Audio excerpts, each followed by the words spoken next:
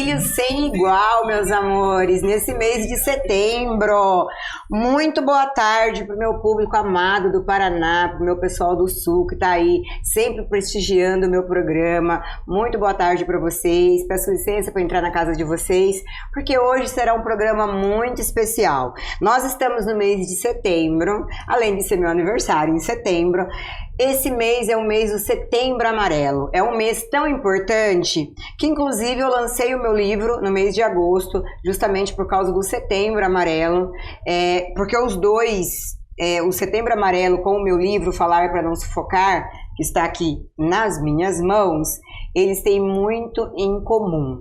O Setembro Amarelo, ele vem com uma delicadeza muito grande para a gente falar sobre o tema de saúde emocional. Na verdade, é um mês que a gente fala muito sobre a prevenção ao suicídio e a gente fala da valorização da vida. E quando a gente fala sobre esse tema, a gente tem que ter muita delicadeza para falar sobre isso. E claro que para estar junto comigo aqui no palco, eu convidei uma psicóloga maravilhosa, preparada para nos contar um pouquinho sobre essa parte, não só do Setembro Amarelo, mas também do cuidado que nós precisamos ter com as nossas crianças, com os adolescentes, inclusive com o pessoal da terceira idade, gente, que é muito importante. Bem-vinda, Bruna, tudo bem? Obrigada, Tice, tudo bem? Que prazer receber você aqui. Prazer é o meu estar aqui. Você estava me falando que você tem quantos anos de formada? 9 anos. 9 anos com essa carinha de bebê, gente, como pode um negócio desse? Bruna, que mês importante esse, né? E você veio representando o Setembro Amarelo. Vestindo a camisa, literalmente. Literalmente. É um mês muito importante, né, Bruna? Importante. De conscientização, não só para quem está em casa, mas para todo o público, pessoal do Paraná, pessoal de Curitiba, pessoal de Foz do Iguaçu, todo o meu pessoal aí do Sul que me acompanha o meu trabalho, pessoal que acompanha o meu trabalho nas redes sociais. Hoje nós vamos contar para vocês a história do porquê o Setembro Amarelo. Existe uma história, e eu acabei conhecendo nas redes sociais a Nani Fagiano, uma mulher maravilhosa, que ela soube contar, Bruno, inclusive eu te mandei o vídeo dela, né? Ela soube contar a história do Setembro Amarelo de uma forma maravilhosa. Então eu vou pedir pro Borel rodar o VT, para você de casa poder acompanhar e entender a história, o porquê o Setembro Amarelo. Roda o VT, direção. Sabe como começou o movimento Setembro Amarelo? Fique aí, que eu vou contar uma história. Mike Amy tinha só 17 anos, um jovem cheio de talento, apaixonado por carros e conhecido por todos pelo sorriso fácil. Ele mesmo restaurou o Mustang 68 e pintou de amarelo. Ele tinha um orgulho danado desse carro e cuidava dele como ele cuidava das pessoas. Por fora, tudo parecia tão perfeito, mas por dentro ele carregava uma dor invisível e que tinha se transformado num peso. E foi no dia 8 de setembro de 1994 que Mike deixa uma carta para os seus pais, dizendo: "Eu amo vocês, não se culpem." Naquela noite, Mike resolve partir. No funeral, seus amigos criaram cartões e amarraram com um laço amarelo. E com a seguinte mensagem: "Se precisar, peça ajuda." Um gesto honesto que acabou inspirando um movimento de Setembro Amarelo e impactando multidões pelo mundo. Pois é, décadas se passaram e os números continuam sendo alarmantes no Brasil. 32 pessoas partem por dia e é a quarta causa de morte entre os jovens. São vidas como a de Mike, pessoa com brilho, que se perde no meio do caminho. E ainda hoje, muitos tratam isso como uma âncora de frescura, de drama, de mimimi. Olha só, depressão, ansiedade, ideação suicida não é uma questão de força de vontade, é uma questão de saúde e que deve ter tratamento sério e individualizado, porque o que serve para um não serve para o outro. Precisamos falar mais sobre o CAPS, que é o Centro de Atenção Psicossocial, terapias e redes de apoios reais, porque o silêncio protege, mas falar salva vidas. Setembro Amarelo não é só prevenção, ele é um chamado para cuidar da vida, da sua e de quem caminha ao seu lado. Cuide do que você sente. E se alguém perto de você der sinais de dor, não se afaste, ofereça escuta, presença e companhia. A vida ela é frágil demais para ser vivida em silêncio, e cada gesto seu pode fazer a diferença de alguém desistir ou recomeçar. Porque a cura, ela começa pela fala. E falar sobre isso pode salvar vidas, inclusive a sua.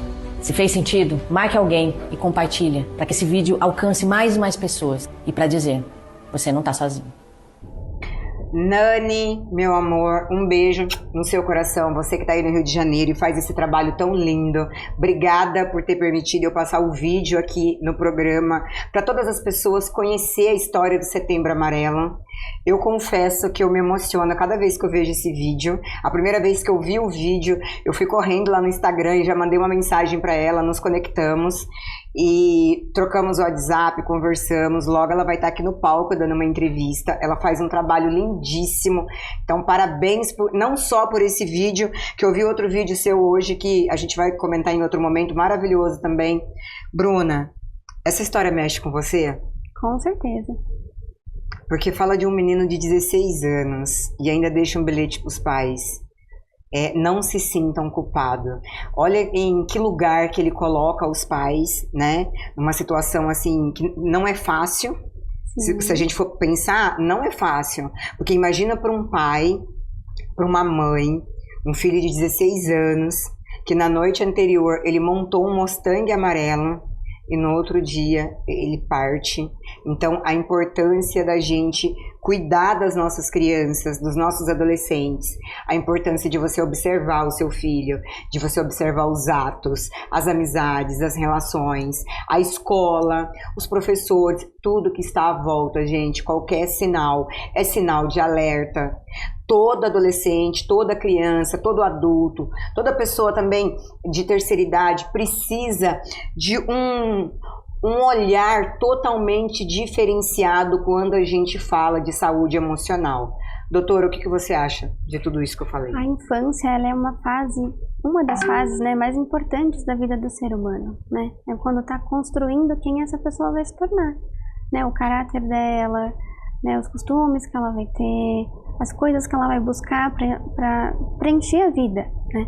E a adolescência, logo em seguida, né, tem a sua importância, né, porque tudo aquilo que ela construiu na infância, né, vai se manifestar nesse momento. E é uma fase delicada, né, porque os hormônios estão à flor da pele, coisas acontecem que fogem da normalidade daquele adolescente, né, e a gente não pode tomar algumas coisas como frescura, né? Às vezes eu atendo adolescentes também, né? E tem pais que falam assim, não, ele tá fazendo isso por birra, por frescura, por manha. Não, a gente tem que ter um olhar atento.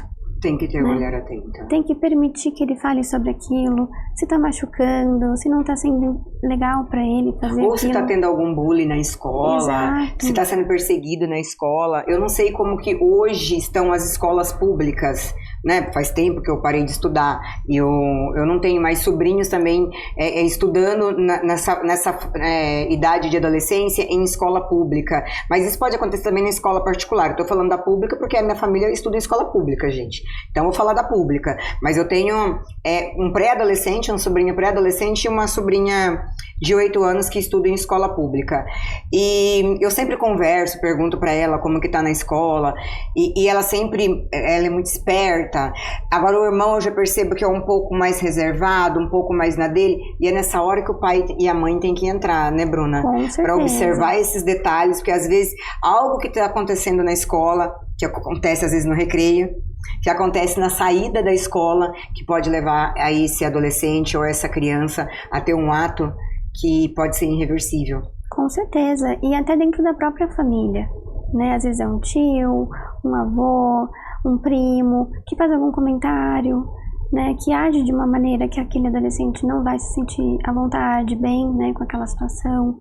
Então, vem de todos os lugares. De todos os lados. Isso. É da família, é entre os amigos. É por isso que é tão importante a gente observar. Gente, eu lancei meu livro, graças a Deus foi um sucesso maravilhoso, foi um dia super importante. Falar para não sufocar. Tem tudo a ver com o que a gente está falando aqui, que é o mês de setembro, onde a gente tem que ter uma delicadeza para a gente falar sobre a depressão, sobre o Setembro Amarelo, que é tão importante, que ficou conhecido como um mês da prevenção ao suicídio e a valorização da vida. E o meu livro, ele é uma autobiografia de autoajuda que eu passei, infelizmente, eu falo infelizmente porque eu passei por por esse deserto que é a depressão. E eu cheguei num grau muito profundo de depressão, um lugar a qual eu oro todos os dias para eu não voltar, porque é muito ruim, foi a pior parte da minha vida, foi a depressão.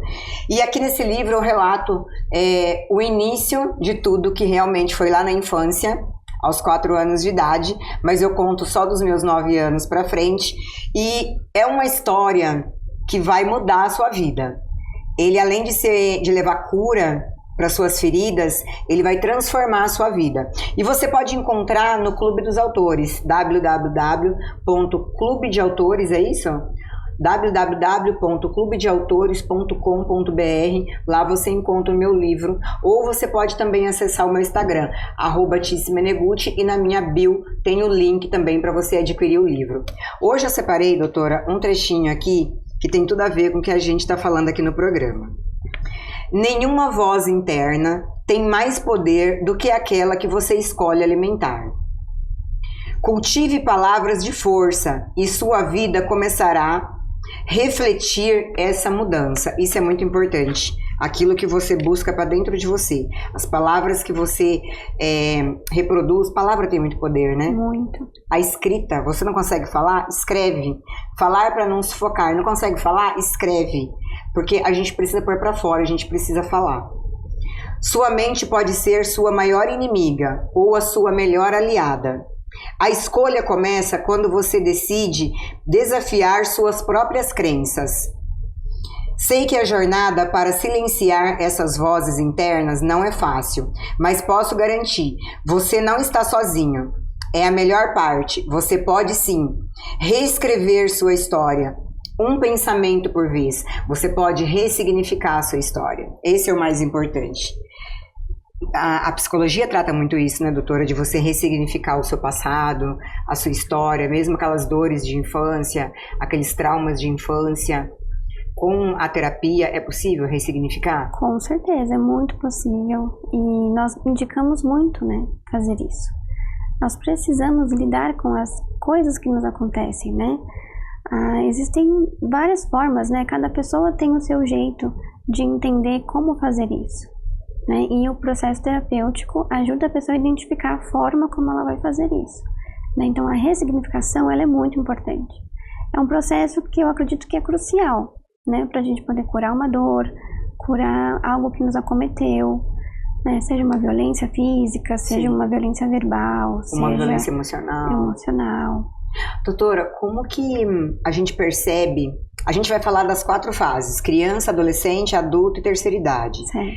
Primeiro, quais são as primeiras características que a gente consegue observar quando uma criança está depressiva? Assim, um pai, quando ele olhar para o filho, qual que é a primeira característica que você acredita que seja algo que um pai possa começar a se preocupar e falar: meu filho está precisando de um psicólogo? Tristeza é um, né, dos sinais. E eu acredito também que quando a criança ela passa a se isolar, né, quando ela não entende, não se expressa, né, porque a criança ela é ativa. Se você perceber que a criança não está sendo aquela criança, né, brincando, correndo, falando, se expressando. Porque a criança tem uma energia... Exatamente. Né? Recarrega a cada momento que ela dorme, que ela para ali. E como recarrega, gente? Meu sobrinho de 4 anos recarrega assim a todo momento. Exato. Então, esse é um dos maiores sinais das crianças, né? Então, para os pais que estão em casa, ficam atentos aos filhos, às crianças que estão mais tristes, estão isoladas, estão mais quietinhas, fiquem atentos, porque isso pode ser um sinal. Agora, quando a gente vem para a adolescência, que geralmente eles já querem ficar mais isolados, eles já querem estar mais sozinhos, quais são os maiores sinais? Eu acredito que são as falas, né, de tristeza, de desesperança, né? Você vai perceber, claro que eles, né, já se isolam normalmente, mas é um isolamento diferente também, né? Então, pode ser as falas, né, de desesperança e tristeza, o isolamento, perda de apetite. Perda de apetite também, é verdade. Insônia, né? Ou alterações no sono. A insônia, gente, é um dos fatores principais, pelo menos para mim. Insônia. No meu caso, eu não tive perda de apetite. No meu caso, eu saí de um vício Eu saí de um vício num mês e no mês seguinte eu entrei na depressão. Então, eu tinha uma carência de levar algo na boca. Então, quando eu tirei o meu vício, eu comia. Então, eu ganhei peso. E aí eu fui fazer um curso para eu perder peso com a Maíra Cardi, gente. Foi o primeiro Cura Você. Eu sou da primeira turma do Cura Você com a Maíra Cardi. E quando chegou a minha vez de falar, ela me perguntou: Tice, por que você está acima do peso? E aí eu falei assim: porque eu parei de fumar e eu ganhei paladar. Ela falou: não, você está acima do peso porque você come. Você come porque você teve um problema na sua infância. Como foi a sua infância? Eu não lembrava. Eu falei assim: minha infância, eu lembro a partir dos 9 anos, quando meu irmão nasceu. Eu não lembrava a minha infância para trás como que era. E aí eu fui lembrar. E aí foi terrível, foi onde eu caí na depressão, mas tive todo apoio, tanto da Maíra quanto de família, psicólogos, psiquiatras, gente. Graças a Deus eu sou muito amparada até hoje. Mas vamos falar dos sintomas do adulto agora, porque do adolescente já é uma coisa mais é um isolamento diferenciado. Esse isolamento do adolescente diferenciado, você acredita que, por exemplo, é a falta de conversa com os pais? Pode ser um isolamento? Com certeza. Falta de diálogo.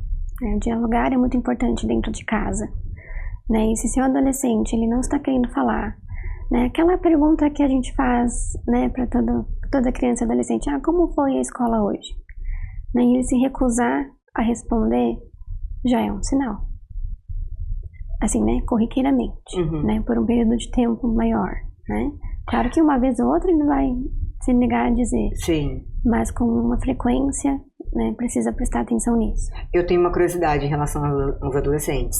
O fato deles querer usar muito o fone de ouvido para não ouvir ninguém ao seu redor, para ficar no mundo dele, também é um sinal? Também é um sinal.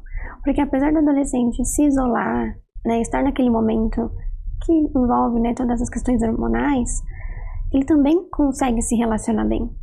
Né? E tem uns que fazem isso, né, de forma bem natural. Sim. Que não é necessário você instigar, forçar, né, enfim. Então, quando ele começa a fazer isso, né, um outro ponto importante: usar blusa de frio no calor, por exemplo. Isso era um questionamento que eu ia fazer. Usar a blusa de frio, principalmente com capuz. Isso. Quando você, né, os pais preparam uma programação legal e o adolescente não se anima em fazer, também é um sinal. Claro que eles vão adquirindo, né, as vontades próprias e tudo mais, mas tem, né, quando é corriqueiro, né, quando passa um tempo se negando, fazendo, né, escolhas diferentes, né, do que fazia anteriormente também. Olha, gente, olha como que é importante, né? Olha como que são pequenos sinais que a gente observa, o quanto a gente pode ajudar o nosso filho, ou o sobrinho, ou o filho de um amigo, não importa. Mas olha os sinais, assim, os pequenos sinais. Sim. E o quanto eles são importantes. Uma blusa de frio com capuz, principalmente o capuz. Eu tenho um trauma desse capuz. Porque eu já vi muitos adolescentes naquele calor, usando a blusa de frio com capuz, como se quisesse esconder o rosto. Exato. E uma das coisas também que eu acredito que na adolescência possa ser um motivo também é o sobrepeso, porque hoje você vê que não existe mais uma educação alimentar. E olha que hoje a gente tem aí grandes influenciadores que falam de educação alimentar.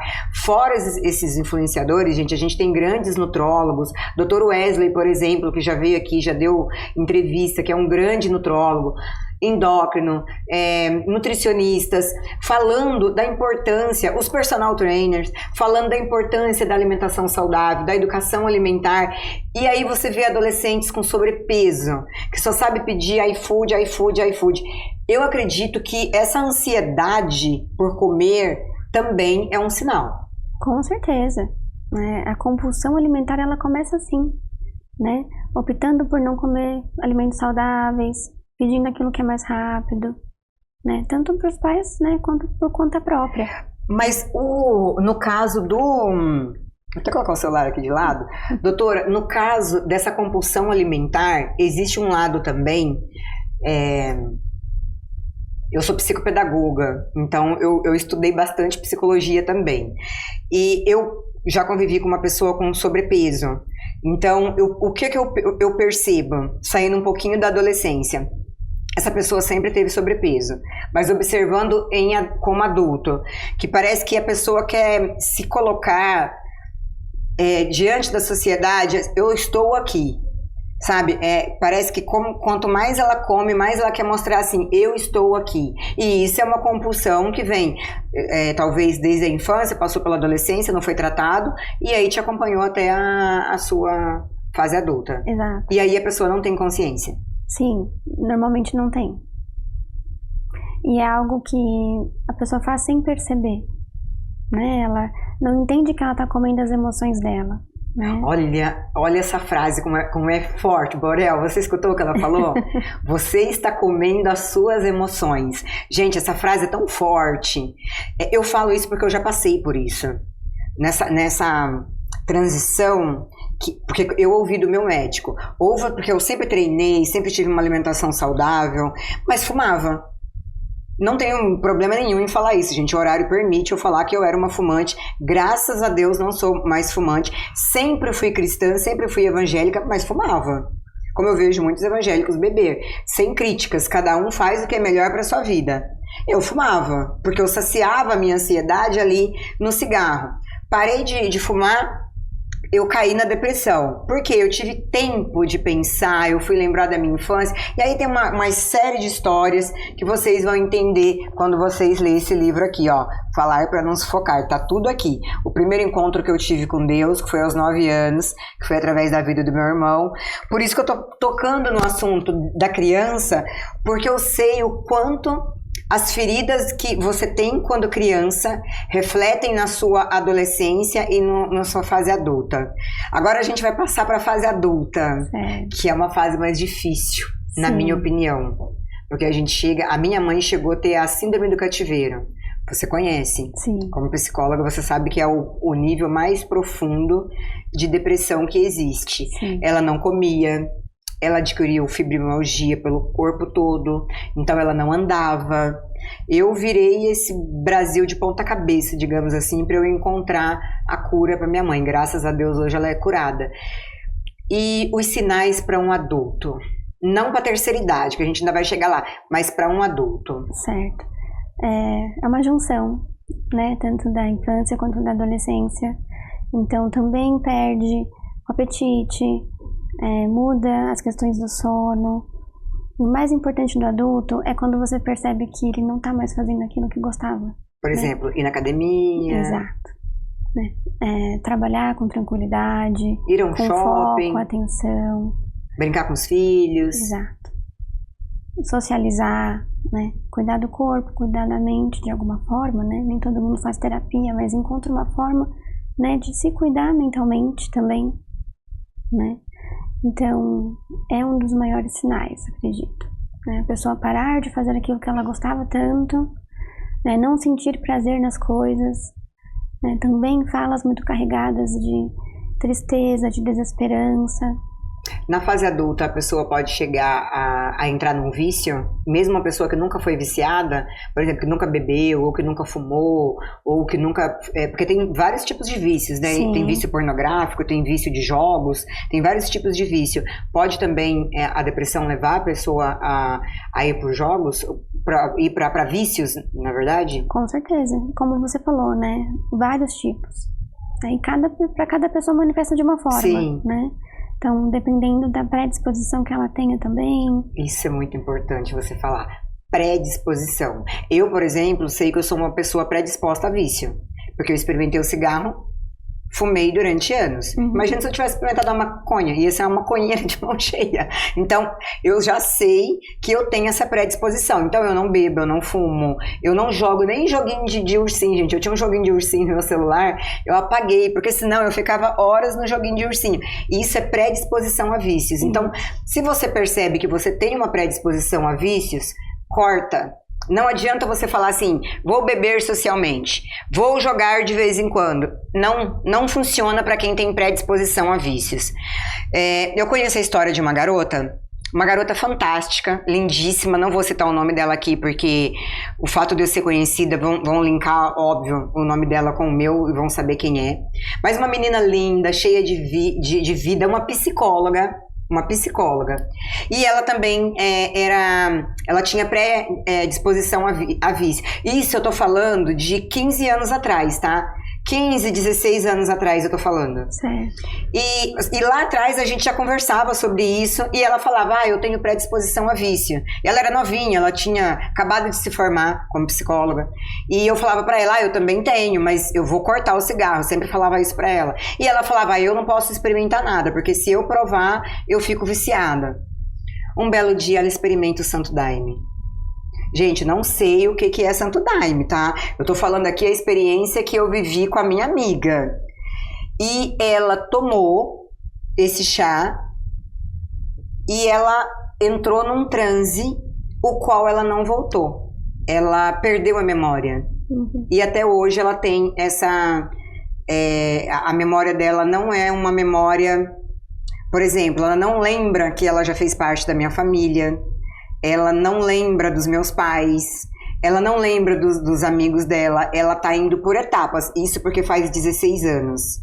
Então, assim, eu sei que muita gente pode me criticar por eu estar falando desse chá. Gente, eu não conheço, eu estou contando o que a família dela me passou sobre o que aconteceu com ela. Eu não tenho o menor conhecimento. A doutora tá aqui, ela pode me falar se isso...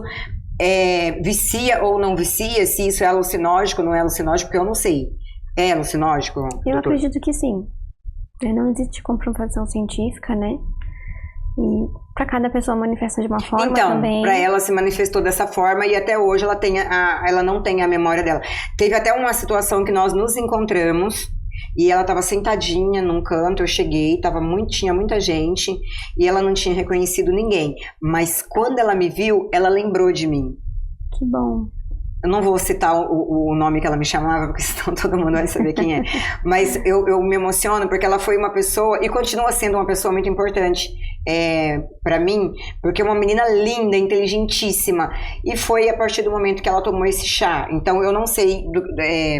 Eu gostaria até de entrevistar uma pessoa que soubesse falar, né, sobre isso, sobre esse assunto, porque é interessante a gente levar a informação correta para o público. Sim. Eu tô contando a história, gente, do que aconteceu com uma amiga minha, o que os pais dela, a família dela me passou, e o relato do médico que foi que por ela ter predisposição a vício, ela entrou em transe e ela não voltou. É como se ela tivesse ido e não voltado. E está perdurando já há 16 anos, mais ou menos. A gente tem que tomar muito cuidado, né, com as substâncias, porque a gente não sabe, né, como que vai reagir o nosso corpo.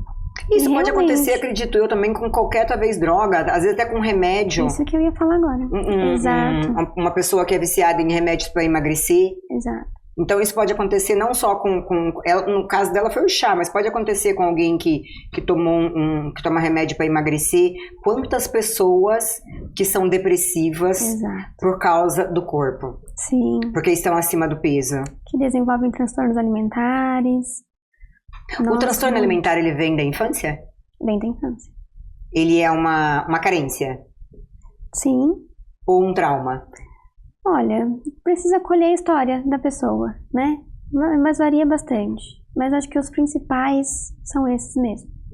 Trauma e carência. Eu acredito também que venha de traumas e de carência. Porque quando você... Às vezes até a gente mesmo se pega comendo algo, né? Eu sou uma pessoa que eu não como açúcar, gente. Eu deletei da minha vida o açúcar. Não sinto vontade nenhuma do açúcar. Mas antigamente eu ainda comia um pouquinho de açúcar e o meu fraco era bolo. Eu não podia ver bolo na minha frente. Que eu comia desesperadamente. Mas só que eu era o contrário. Eu perdi o apetite quando eu entrei na depressão. A minha mãe também perdeu o apetite. Tanto que ela ficou sem defesa no organismo, né? Certo. E aí ela podia perder a vida porque não tinha defesa. Ela não comia, por exemplo, proteína. Até hoje, isso já tem uns 7 anos, ela tem muita dificuldade em comer proteína.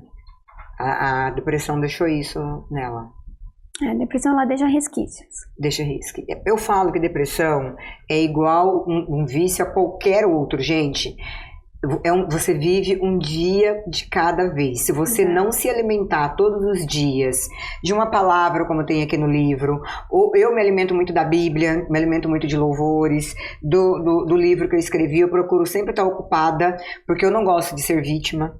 Eu não tanto que no meu livro não tem história de vitimismo, porque eu nunca me senti uma vítima, ao contrário, antes de eu entrar em depressão, eu era aquela que batia no peito e falava, vem, eu resolvo, não tinha medo de nada, eu era tão ogra, Bruna, nossa, se você me conhecesse antes, eu era muito prática para resolver tudo, e resolvia tudo de todo mundo, e eu esqueci de resolver os meus problemas. E eu fui vivendo minha adolescência, minha juventude, e eu esqueci de resolver os meus problemas, fui resolvendo os problemas de todo mundo. Até que quando chegou o meu, explodiu assim, de uma forma... Eu falo com os pacientes em clínica, né, que é como se fosse uma panela de pressão. Você vai ali colocando, e chega uma hora que explode. Né? Então precisa realmente falar, precisa se expressar, precisa colocar para fora. Agora vamos falar da terceira idade. E na terceira idade? Porque hoje, a gente está falando de um homem ou uma mulher de 60 anos, os médicos falam, hoje uma pessoa de 60 é uma pessoa de 30. E a gente vê que realmente a medicina, a tecnologia veio para nos ajudar, para a gente estar cada vez mais jovem. Hoje você vê pessoas de 60, 70, 80 na academia, com alimentação saudável. Isso é muito bacana. Mas quais são os principais sintomas que a gente pode observar nos nossos pais, nos nossos avós, para a gente poder ajudá-los nessa situação? Porque muitos talvez não consigam acompanhar tanta modernidade também. Sim. Eu acredito que quando o idoso ele passa a não querer se cuidar, sabe? Não quer tomar banho, não quer escovar o dente, não quer arrumar o cabelo, né? Também acompanhado de falas, né, de muita tristeza, amargura, desesperança, né? A questão de não querer arrumar o ambiente também que vive. Olha, você é a segunda pessoa que fala para mim do ambiente, de arrumar o ambiente. Perde, né, a vontade de ver aquilo, né, limpo, organizado, arrumado, né, de proporcionar aquilo para ele mesmo, né, não só pelo outro, né. Ela me fez pensar aqui numa situação, não que eu esteja vivendo isso, gente, mas ela me fez pensar numa situação, é verdade, então... Por isso que eu acho que a depressão... Eu tenho certeza. Eu faço acompanhamento há muitos anos com todos os médicos, psicólogos e tal. E uma coisa que eu sempre ouço, principalmente a minha psicóloga, ela fala pra mim assim, Tice, eu nunca vi uma mulher com tanta superação. Da onde que você arruma força pra você superar tanta coisa? Nem eu sei. Eu só sei que a minha mão tá aqui e a de Deus tá aqui. Se a dele sair daqui... a minha vai cair e eu não vou ter volta. E eu sei que eu não quero voltar para o lugar onde eu já passei nessa situação de depressão. Doutora, na depressão, no meu caso, eu tive muitos problemas físicos. É normal acontecer... Eu tive enxaqueca durante 6 meses. Eu tive problema de intestino. Eu tinha dor no peito que parecia que eu estava infartando e era dor no peito real. Eu tinha muito problema de pressão baixa. Eu tinha muito problema de tontura, enjoo, mal-estar. O isolamento é natural para quem está depressivo. Mas esses problemas físicos mesmo, por exemplo, a minha dor de cabeça, ela chegou a um ponto que eu cheguei a desmaiar, a perder os sentidos e parar na UTI, porque eu não tinha mais forças de tanta dor de cabeça que eu sentia. É natural, quando a depressão é muito forte, acontecer os problemas físicos de saúde também? Sim, Tice. Isso se chama somatização. Né? Nós somatizamos aliás, a mente, né, propaga no nosso corpo aquilo que ele não está aguentando mais. Né? Então ela está ali pedindo socorro, te dando os sinais, falando, olha aqui, né, alguma coisa está errada. Né? O que está acontecendo? Para ver se você reage de alguma forma, né? Como se fosse um chacoalhão mesmo. Então nós somatizamos. E outra pergunta, as perguntas que eu tô fazendo, gente, é o que aconteceu comigo. Eu acredito que você que tá em casa, que tá acompanhando o programa, se você tá passando por essa situação, ou você conhece alguém que tá passando por essa situação, não sei se isso aconteceu com você, mas comigo, o que acontecia? Eu entrava em estado hipotérmico. Tanto que eu cheguei algumas vezes no hospital e o médico chegou uma vez a chamar a polícia porque ele achou que eu ficava presa dentro de um freezer, que eu sofria violência doméstica, porque eu estava hipotérmica. Eu entrava num estado que o meu corpo ficava extremamente gelado, congelado mesmo. Então eu tinha que ir para debaixo do chuveiro com água muito quente, colocar manta térmica para o meu corpo voltar ao normal. Eu nunca ouvi uma pessoa, até hoje, eu nunca ouvi um relato de alguém falar que sofreu isso. Eu sofri isso e tenho várias pessoas para comprovarem isso. Inclusive, os meus psiquiatras que me acompanharam durante tanto tempo, eles falam, é raro uma pessoa passar por essa situação que você passou. Você acredita que isso possa acontecer por quê? Você acha que é muito profundo o estágio de depressão para acontecer isso? Sim. Dependendo do que a pessoa sente, às vezes, quando foge da normalidade, né? Que a gente já espera, né, que uma pessoa em quadro depressivo tenha certos sintomas físicos, eu acredito que sim. É algo muito profundo. Algo que machuca muito. Exato. Então, se você não consegue curar aquilo... O seu corpo vai manifestar da forma mais extrema possível. E essa extremidade, no meu caso, veio com o frio... Poderia ter vindo, por exemplo, com calor, então, ou tipo uma pressão subir ou uma pressão cair também? Exato. Poderia manifestar de diversas formas, né?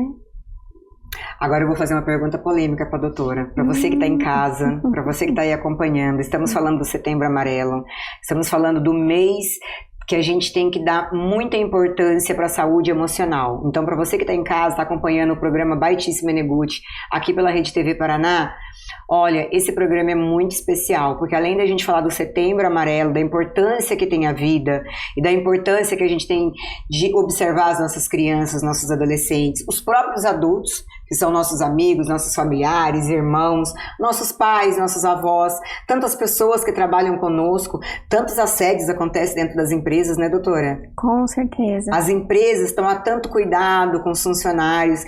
Ontem eu citei num podcast que eu falei as empresas de call center, que oferece a primeira oportunidade de emprego, que é o call center, onde a pessoa está ali ou no receptivo ou no ativo. Eu fui gerente de call center, então eu lidei com muito jovens de 18 anos, que era o primeiro emprego. Tive a oportunidade de formar supervisores, coordenadores, gestores, e hoje são grandes amigos meus, mas também eu vivi muito vendo o quanto aquele jovem chegava ali já com problema. Já com problema emocional, já depressivo, já com ansiedade. Então, proporciona para os seus funcionários palestras. Me leva, por exemplo, a palestrar na sua empresa. Eu sou uma ótima pessoa para pegar uma turma e deixar ela sarada, curadíssima. E você vai ter o melhor resultado na sua empresa e melhor, a pessoa vai ter saúde mental.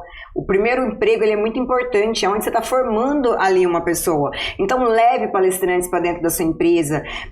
Trabalhe esse jovem para que ele realmente possa crescer dentro da empresa, ele possa dar frutos e ele possa se tornar um profissional, mas um profissional sem feridas emocionais causadas por assédio dentro da empresa, que isso é muito importante. Mas a minha pergunta, ela é polêmica por quê, doutora? O psicólogo acredita em Deus? Olha, é pessoal, é bem pessoal. Você acredita em Deus? Eu acredito em Deus. Você acredita que o nosso emocional, de cada pessoa, eu não estou falando de religião, tá? Cada um tem a sua religião, aqui a gente respeita todos os tipos de religião, vamos falar de fé. Cada um tem a sua fé. Uhum. Você acredita que a depressão, a parte espiritual, ela também é muito importante na cura da depressão? Sim, a questão da espiritualidade e da fé, né, elas ajudam as pessoas no sentido de fato, dar sentido à vida, né, de proporcionar essa visão, né, é um auxílio. Então, não posso dizer que é um auxílio, é um pilar. É um pilar. É um pilar. Exatamente, né, é um pilar. A pessoa acreditar em algo, né, colocar a existência dela, né, baseada em algo, isso ajuda ela a se sustentar de fato. E a se encontrar, porque a gente precisa... Sim. Ontem eu falei também isso no podcast, a gente precisa se encontrar, voltar lá no passado, quando a gente é criança, entender quais são as feridas que nós temos de criança, passar pela nossa adolescência, entender como foi essa adolescência, Na fase adulta, a gente tem que se posicionar. Você, como mulher, você precisa se posicionar. Você tem que encontrar o seu lugar. Antes, eu sofria muito pelo fato de eu não ter filho. E aí eu me sentia super mãe dos meus sobrinhos. E eu sofria com isso. Por quê? Porque eles têm a mãe, têm o pai. Eu era a tia. A partir do momento que eu encontrei quem era a Tice, eu me posicionei como a mulher, como a tia, como a filha, como a irmã. Eu soube onde era o meu lugar, cada lugar. A amiga, a profissional, a comunicadora. Gente, o poder de falar. Vocês não têm noção, quando Deus me entregou o microfone, o quanto a minha vida foi transformada. O quanto eu pude entender quem era a mulher Tice, quem era a filha Tice, quem era a tia Tice, quem era a amiga Tice. Quando você sabe aonde você está e você se posiciona exatamente aonde você deve se posicionar, como você deve se posicionar com cada um, você consegue ressignificar o seu passado e aí você consegue começar a encontrar a cura. O meu livro tem 23 capítulos, eu acho, é isso? Que tem 23 capítulos. 23 capítulos. Em cada capítulo, doutora, era uma choradeira. Eu tive que me curar em cada capítulo para poder escrever o livro. Às vezes eu ficava 2 horas com o meu antigo assessor na linha, a gente conversando, ele chorava de um lado e eu chorava do outro. Porque você tem que voltar. Eu comecei contando a minha história a partir dos 9 anos, porque antes dos 9 anos era muito triste. Mas eu tive que voltar lá, me curar, eu tive que liberar perdão, eu tive que me perdoar. E eu tive uma pessoa que me fez uma pergunta que mudou a minha vida. Tice, até quando você vai deixar a criança que está dentro de você te dominar, a falar por você? Isso aí mudou minha vida, doutora. Muito bom. Você acredita que todas as pessoas vivem o infantil mais do que o adulto? A personalidade infantilizada ainda domina mais do que a personalidade adulta? Eu acredito que sim. Principalmente se essa pessoa ela foi diminuída, ela não foi ouvida, ela não foi vista. Né? Então ela aproveita a fase da vida adulta, né, para colocar aquela criança para fora, para permitir que aquela criança fale, para permitir que aquela criança seja vista, ouvida. Né? Então eu acho que faz total sentido. Olha, como é importante, né, a gente ouvir certas coisas, porque eu ouvi de uma terapeuta e agora eu tô ouvindo de uma psicóloga, já tinha ouvido da minha psicóloga também, o quanto é importante a gente cuidar dessa criança dentro da gente, sim, né? Mas é difícil a gente manter o adulto da gente. Sim, é difícil. Por isso, né, volta a sua fala, né? A gente tem que desempenhar todos os nossos papéis com equilíbrio. Com equilíbrio. Né? Então, tá no trabalho, né, deixar aquilo que aconteceu no trabalho lá. Né? Você foi para casa, permitir que você viva, né, um momento em família, né? Você vai visitar seus pais, né? Conviver com seus pais aquele momento, aproveitar aquele momento sendo a filha. Sendo a filha, comendo bolinho de fubá que a mãe faz pra engordar a gente. Arroz doce. Ai, menina. Mãe é assim. É igual a dona Hermínia fala. Mãe é assim, gente. Mãe sofre. Depois que você é mãe, nunca mais é a mesma coisa. E eu acredito que seja. Eu não sou mãe. Mas eu acredito que depois que você é mãe, nunca mais vai ser o normal. Porque você vai ter sempre a preocupação com alguém que precisa de você. Mesmo que seja adulto, que tenha casado. Gente, a minha mãe me trata como se eu tivesse 15 anos. O meu pai me trata como se eu tivesse 12. Então, é normal os pais olharem para os filhos como se os filhos não tivessem crescido. E talvez isso também atrapalhe um pouco a gente exercer a nossa fase adulta, de tomar as nossas decisões, seja as decisões de trabalho, as decisões amorosas, efetivas, as nossas decisões dentro da ambiência que a gente vive, ali até tóxica, né? Que muitas vezes, quantas famílias não vivem num ambiente tóxico? Sim, com certeza. E isso contribui muito para um adolescente, por exemplo, entrar numa depressão? Muito. Às vezes é até um fator predominante, né? Por quê, doutora? Porque o ambiente, né, que você convive fala muito sobre você. Né? A convivência que você tem com as pessoas, a forma como você é tratado, que você permite ser tratado. Né? Isso conta muito.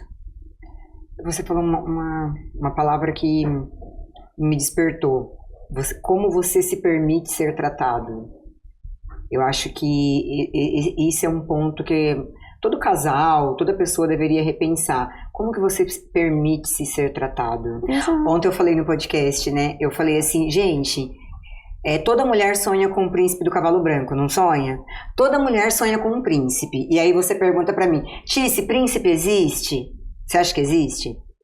Eu acho que sim. Claro que existe. Agora a pergunta é, você permite que esse homem seja o príncipe? Você acha? Principalmente no mundo de hoje. Você permite que esse homem seja o príncipe? Seja seu príncipe? Você permite que ele faça por você? Que ele exerça o papel de homem? Que ele exerça o papel de ser o seu príncipe? De colocar um sapato no seu pé? De ajudar você em algo? De te orientar? De falar, olha, tal pessoa não é saudável para você. Eu tô falando isso para cuidar de você. Você permite-se ter um príncipe? Essa é a pergunta. E a minha amiga até fez uma outra pergunta em seguida, que eu não vou repetir aqui, mas esse príncipe existe. Só que nós, mulheres, estamos preparadas para ter um príncipe?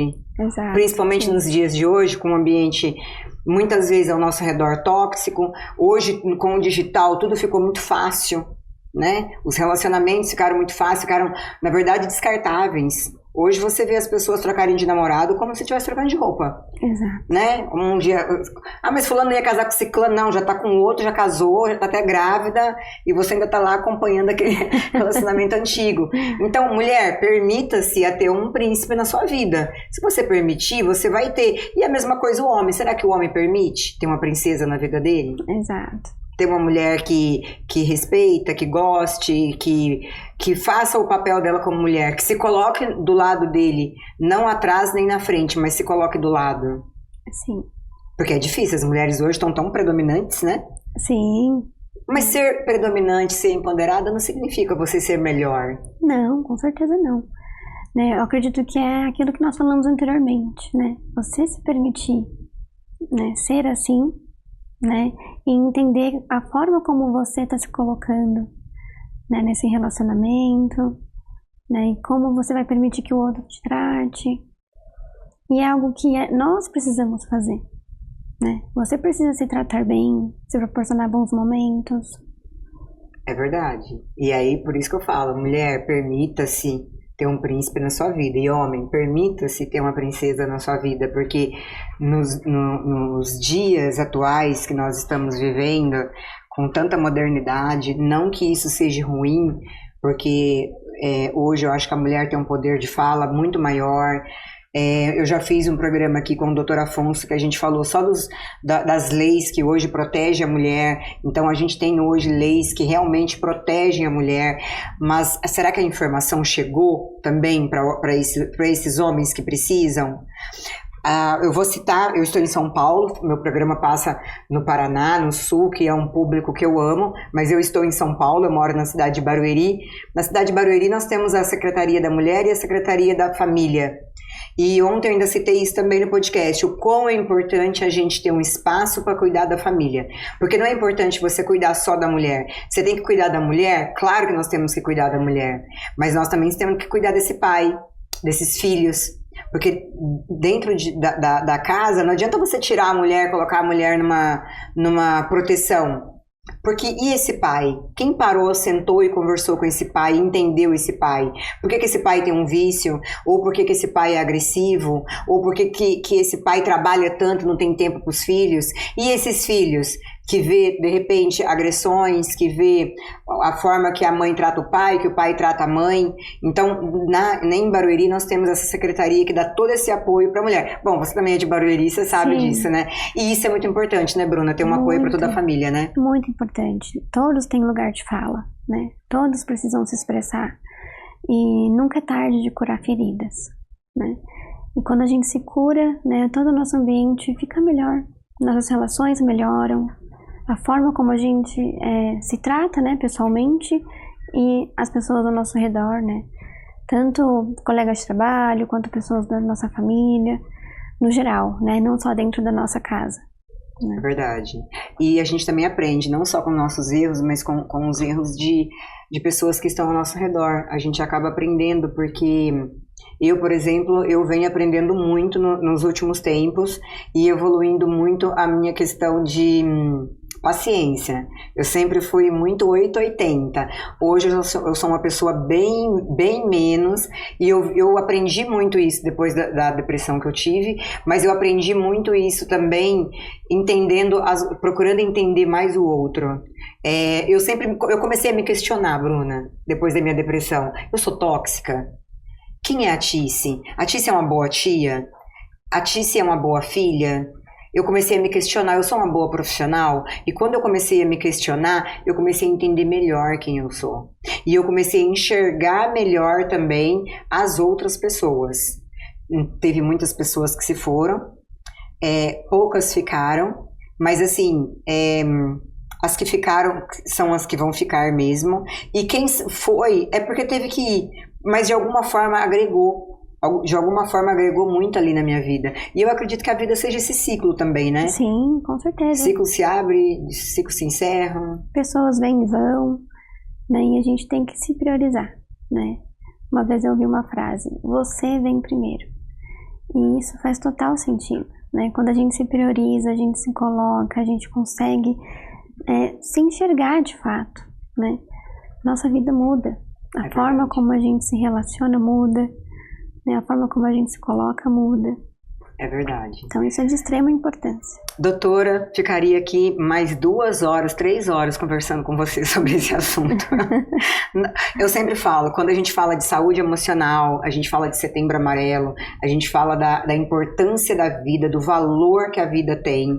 A gente tem que se colocar no lugar do outro, ter mais empatia, olhar mais o próximo, estender mais a mão para o próximo. Não é só no Setembro Amarelo. Nós temos que valorizar a vida todos os dias. Então procura olhar mais para as crianças, para os adolescentes, para os adultos, para os idosos, não importa quem está ao seu redor. Ou às vezes até quem te procura na rede social para te falar um oi, para falar que está precisando de conversar, é um grito de socorro. Então nunca ignore ninguém.